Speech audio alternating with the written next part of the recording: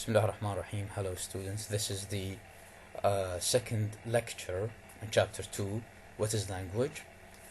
Part 2. In the last lecture we tried to talk about how to define language and how to design language through its properties. Through comparing language to animal communication. We talked about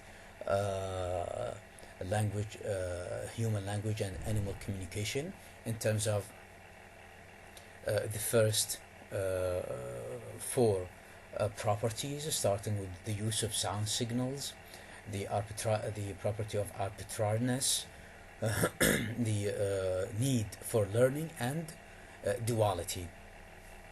In this lecture, we're going to talk about the other the properties that can define the human language and make it unique as for animal communication.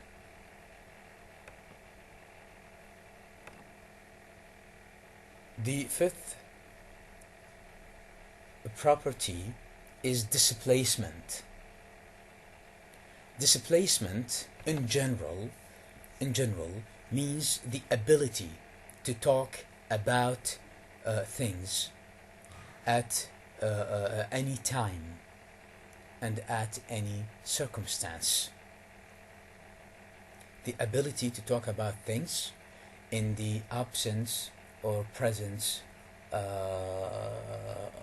or in the different points of time and at different points of different circumstances. So, what is displacement to animals and what is it to a human being? Of course, most animals can communicate about things in the immediate environment. At the time of communication. This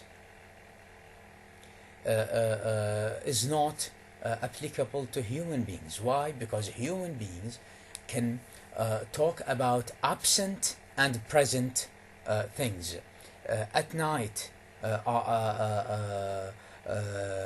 on the day, or whatever time they want to talk about whatever they like. So as a human being, we can talk about events that happened in the past or events that are happening in the moment of speaking, or sometimes events that are to happen in the future. This ability is not found in the animal communication. The animal communication, even if we say that the animals can use certain sound signals, however, they use such sound signals in the immediate environment at the moment of producing such sound signals, and that's it.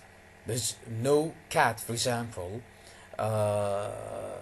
saying a story which happened 2 days ago or 3 days ago or in the past, okay, and no any other animal which can talk about or predict the future, for example, and so on and so forth. This property, displacement, is related to the children when they're just acquiring their own language. Okay, they're like animals. They cannot talk about yesterday or the moment of speaking or the next or the futuristic events. Okay, so unlike most other animals, humans can discuss objects and events that are removed in time and place. Okay, so this is what is meant by displacement. The sixth and the most important property is the use of is the feature of creativity or productivity. Simply speaking, productivity or creativity is the ability to create or to produce novel utterances that have never been heard or produced. Okay, and this is uniquely or peculiar to human beings, but not to animals. Why? Because humans can use their language structure, and can make different novel sentences or utterances which have never been produced before, and this is what is called creativity. This is what is called creativity. Uh, Most animals have a very limited number of messages they can send or receive, and this limited number of messages that they can send or receive uh, uh, uh, is not or has not the capacity to be changed or modified or amended in some way or in one way or another to be used creatively. Why? Because animals cannot are not creative enough, just like human beings, to use their own creativity in terms of dealing with in terms of dealing with using language. And there is a very nice example done by the eminent actor Adil Imam when saying أبي فوق الشجرة. It is grammatically well formed. However, it is not a full sentence, although it is a novel utterance that is done by the speaker. Yes. The the last one, which is patterning, the last property of language, which is called patterning. Of course, animal communication systems, as we said, consist a very simple list of elements, or list of if we say communicative elements, and these communicative elements are genetically inbuilt, which means there is no internal organization within such a system. While humans do not juxtapose sounds and words in a random way. No, there is an internal organization for these types of juxtapositions. Humans can combine sounds, phonemes, morphemes, words, and make language in an organized way. And this organized way, which is sometimes referred to as internal or internalization, internal grammar or internalization, is uniquely used by humans. Okay, they can notice any change in certain patterns. Okay, now if I tell you an English sentence which lacks certain elements, you would definitely and right away find whether this sentence is well formed or ill formed. How? Because of such an internal rules or internal grammar. This system of internal grammar is not found in the animal communication. Okay, so human language is structure dependent, which means humans depend or follow certain kinds of structures. Okay, when speaking and listening, when producing and analyzing the human speech or other languages. This is a uniquely used by humans, but not by animals. Now, these are the seven important properties that can define language and make it unique for human beings. Now, how can we define language in light of these seven properties? We can say that language is a patterned system. pattern system, which is structure dependent. We just discussed it. Of arbitrary sound signals, arbitrariness and the use of sound signals. These are three properties. These are three properties: creativity, displacement, duality, and cultural transmission. Cultural transmission, which means the need for learning. So these are the seven properties of language that give language its definition in comparison to animal communication. So this is how we define language. Now, where language came from? This is another interesting question. The origin of language. Of course, there are so many theories, speculations, so to speak, about the origin of language, how language started, and how suddenly we're talking, we're using language. Okay, so according to this textbook, Jane Aitchison's textbook, language probably developed in East Africa around 100,000 years ago. And I should say that all these things that we're going to talk about are not facts. They are speculations, expectations, okay, depending on certain findings and archaeological findings. So first humans had to view the world in certain common ways. They notice objects and actions.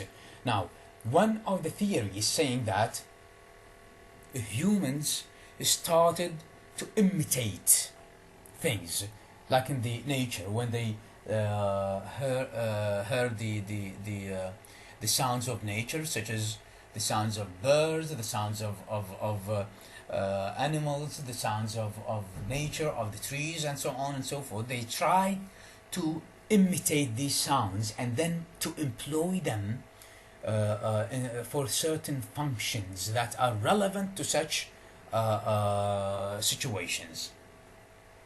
Okay, this is one theory. Another theory saying that they were able to produce a range of sound, a spin-off of walking upright, according to one view. And this view depends on what is called Darwinism.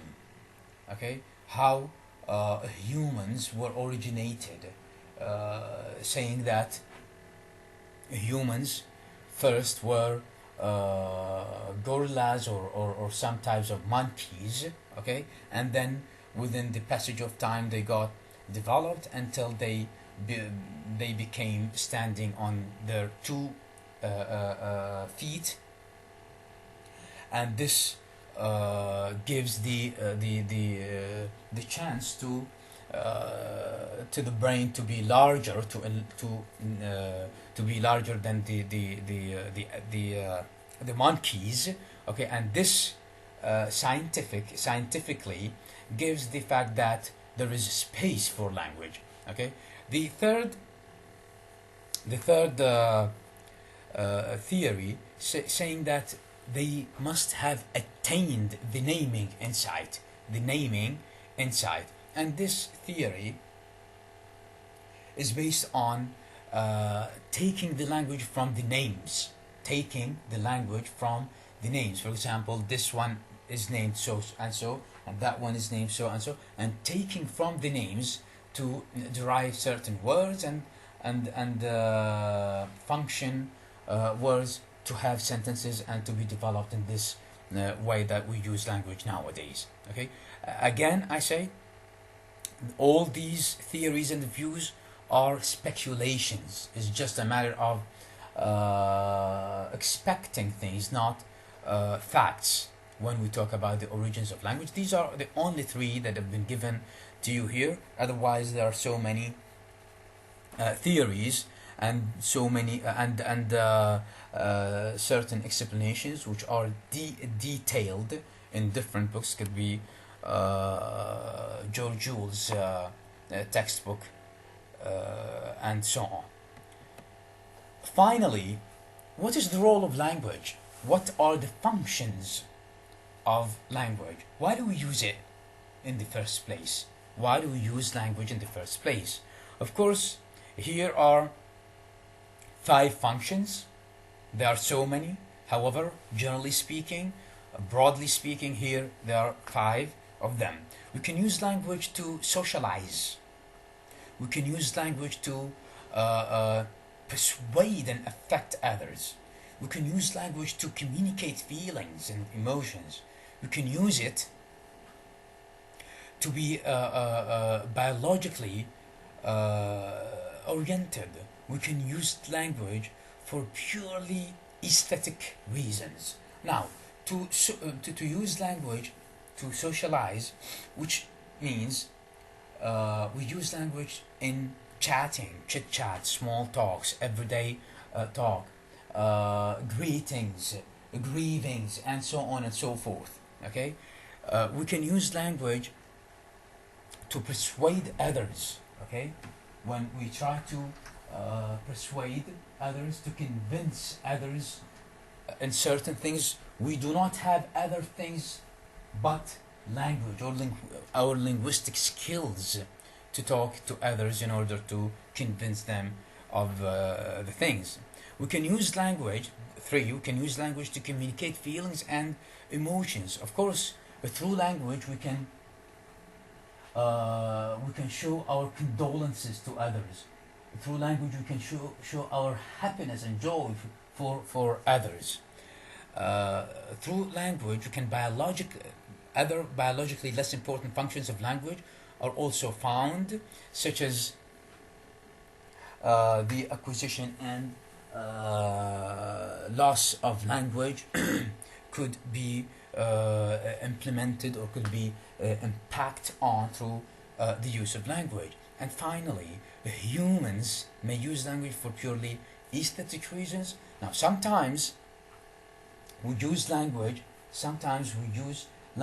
in poetry, in literature in general, in novel, in the short stories, in literature in general. Why? Because in order to affect others or influence others through the use of language only. For example, the diction in poetry. How can we say that this poem is very nice? Of course, through its diction, in addition to the way it is recited. So these are the most important 5 roles or functions of language. They are so important. Please keep them in mind. That's all for this lecture. Thank you very much. We'll have the next lecture on a different topic and different chapter. That's all for me. Thank you very much. If you have any question, any additional suggestion, you can write them down and raise them in the live lecture. Thank you.